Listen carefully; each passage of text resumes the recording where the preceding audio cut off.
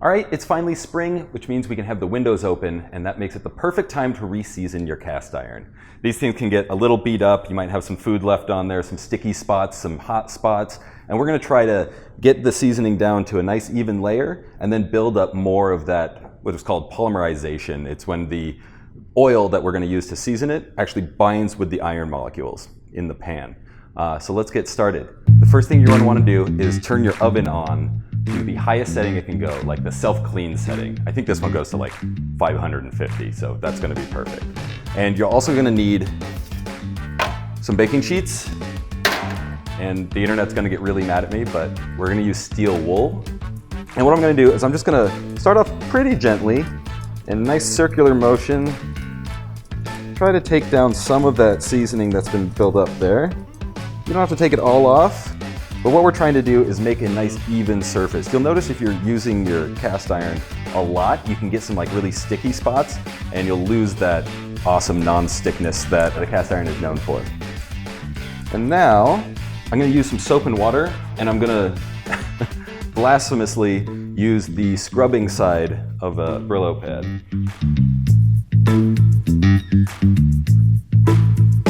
Make sure you rinse all the soap off. Most importantly, you want to make sure your pan is completely dry before we put any seasoning in it. So to do that, I just like to turn on the stovetop for a little bit and use a paper towel. Once all that water is evaporated, you can see at the bottom of the pan there, we're going to pick our oil.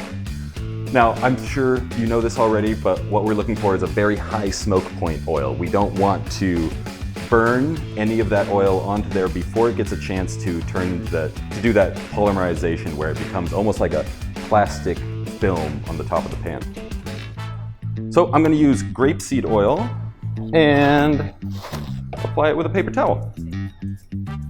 It doesn't take too much, and we're going to do this a few times, so make sure you spread it all around there.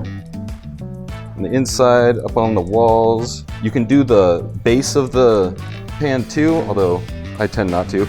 It's mostly just for looks. If you want everything to look nice and shiny. And then I'm going to turn this pan upside down onto a baking sheet. And I turned upside down because you don't want the oil to drip into the center of the pan. You can get some uneven surfaces like that. And you put it on a baking sheet because you don't want a bunch of that oil sitting at the bottom of your oven. And so once this oven is preheated, we're going to put it in there 30 minutes. All right, see you in 30 minutes. All right, it's been 30 minutes. Let's see how this pan looks. Oh, that's looking nice. You can see there's already starting to get a nice even coating of oil on there. Now what I'm going to do next is the exact same thing.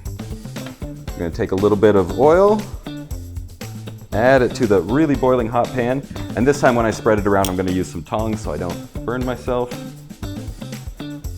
Make sure you get all the sides again, the top of the rim.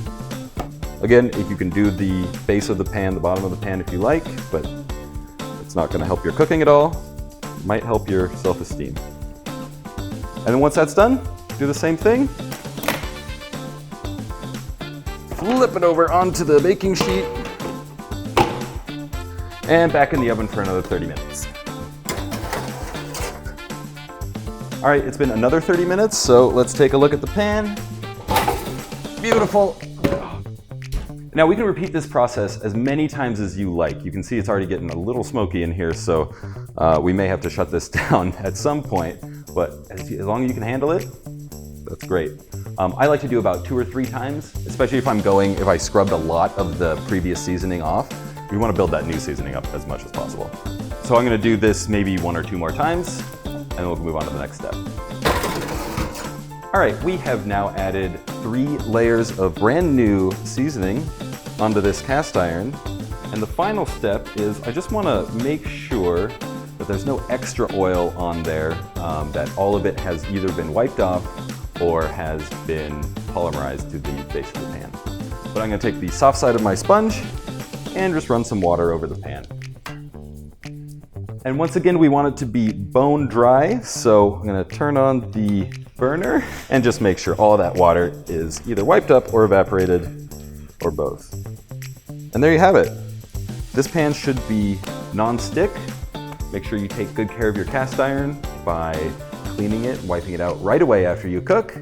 And I like to cook a little bit of oil on there after I'm done cooking for about 5 minutes on high. And that should be it.